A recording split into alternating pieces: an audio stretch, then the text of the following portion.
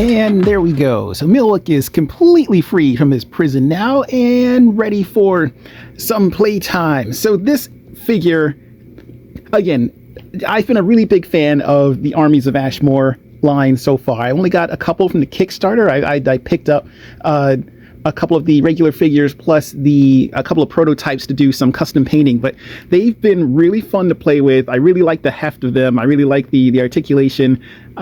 If you are not aware, these were sculpted by, I believe they were sculpted by the Four Horsemen, so you get a lot of really great detailing on these figures.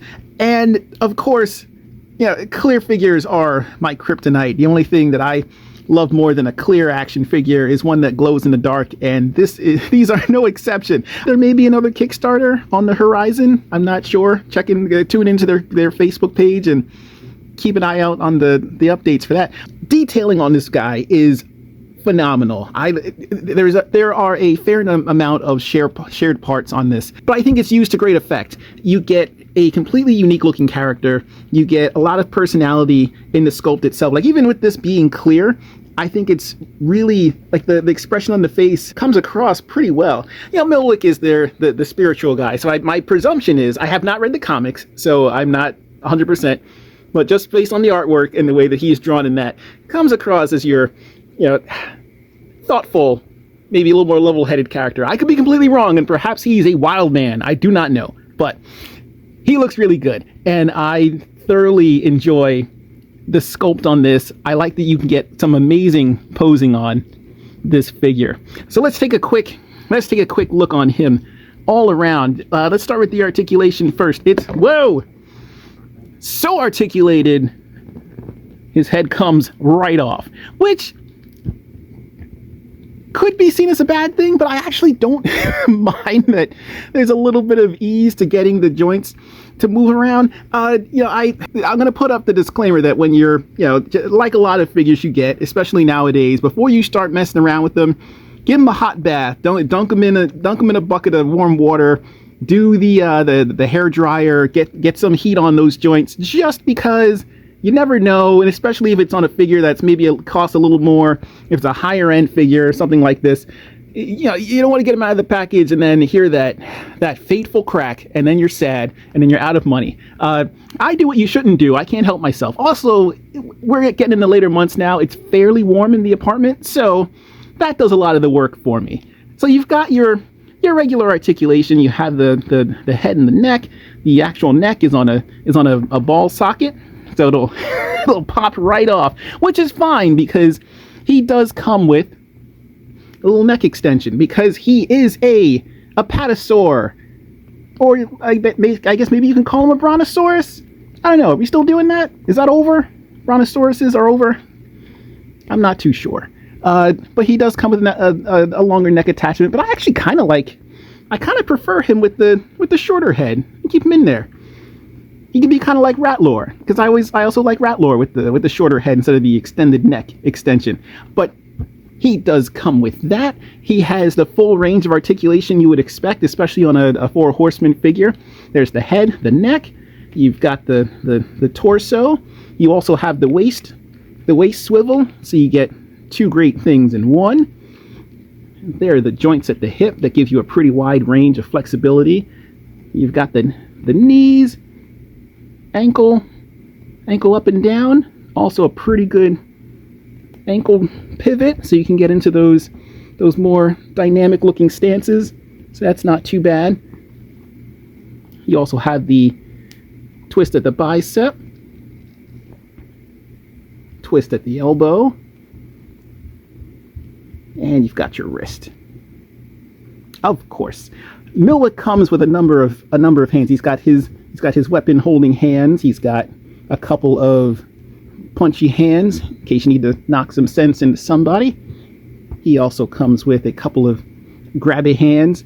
It probably would have been nice to get maybe a more outstretched, if he is indeed the spell caster, to do a little bit more of an extended hand. But I also don't know how his magic works, so maybe that's completely off base. He also comes with his staff, which channels his said magic, And at first, I'm not gonna lie, I had no clue how to attach his magic effect, which I think looks really neat. Because first, it looks like a crazy octopus creature from the little tentacle things, or just like a wild tree that you could have standing around.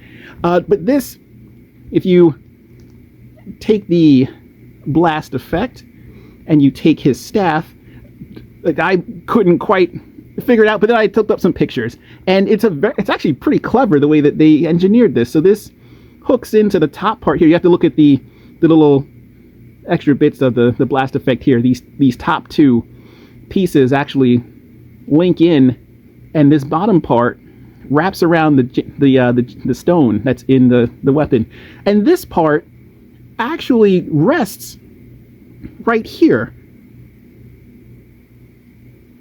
So it does support its own weight. It's a little finicky. You don't want to be too wild with it, but it supports its own weight, and I'm very impressed. Very impressed by that.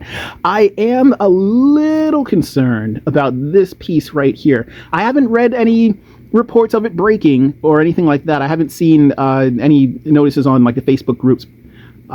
However, this plastic feels a little bit more brittle than these other plastic pieces. So it is a multi-part piece that connects and creates the staff. So just be aware. But once you get this into Milwick's hands, it might be okay. You may not have to worry about that. It's a little, we have to fuss with them just a little bit to get that in there. But once it's in there, once it's all set up and Milwick is ready to give you a piece of his mind, that's pretty good. I like that.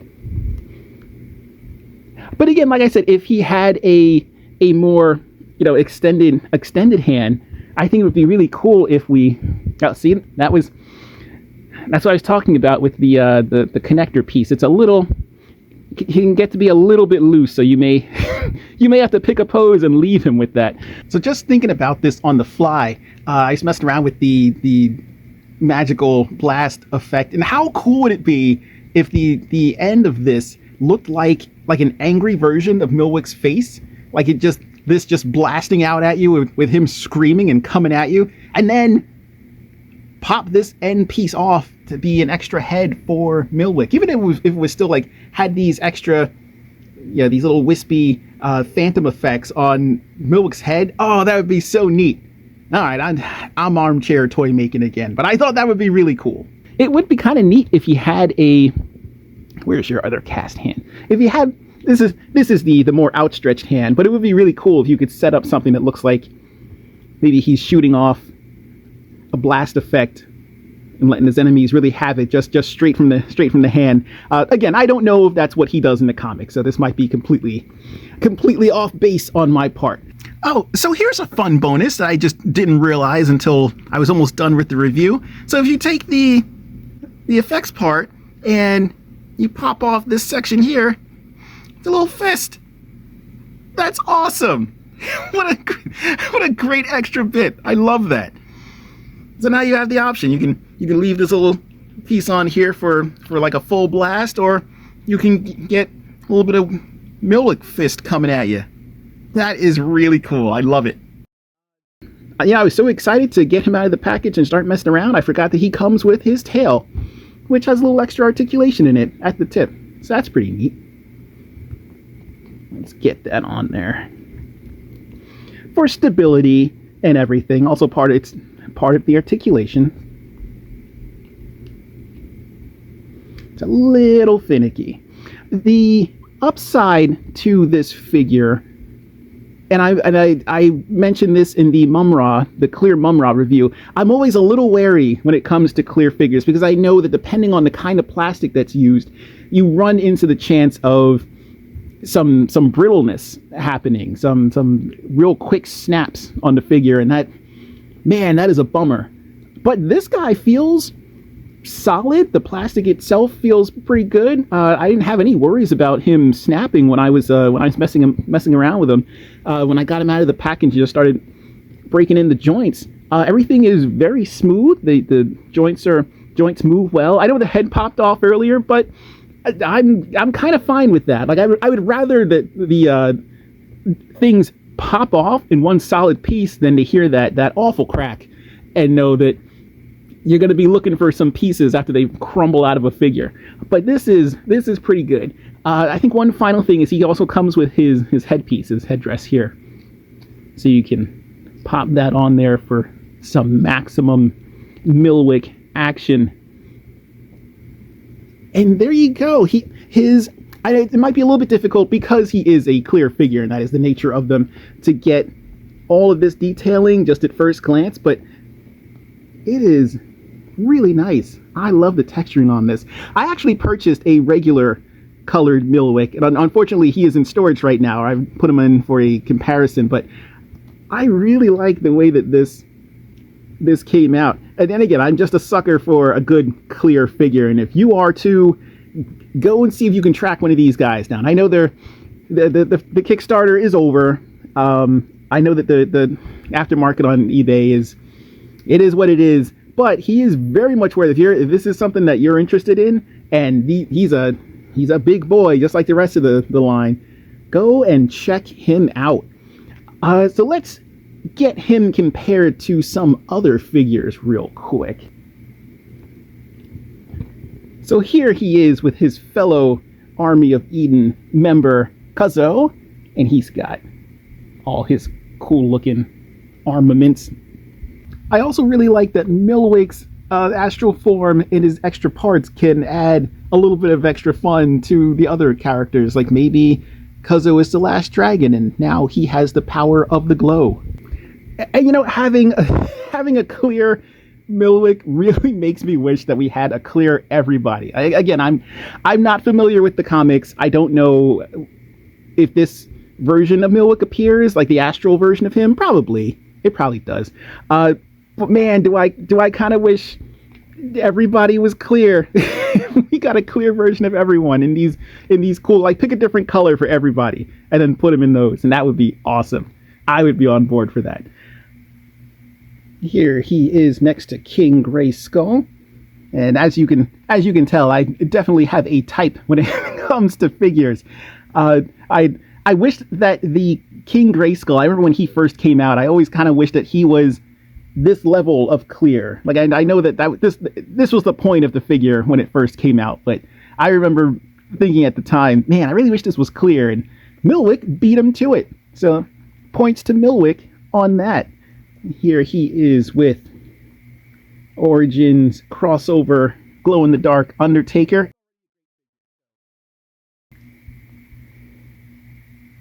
Milwick with the goddess from the Masters of the Universe Classics line. Again, I clearly have a type of figure that I prefer to mess around with. So one final thing on Milwick, because he is the Kickstarter exclusive, he glows in the dark, which is such a cool thing. So we can't do a full review without showing that off. So let's see.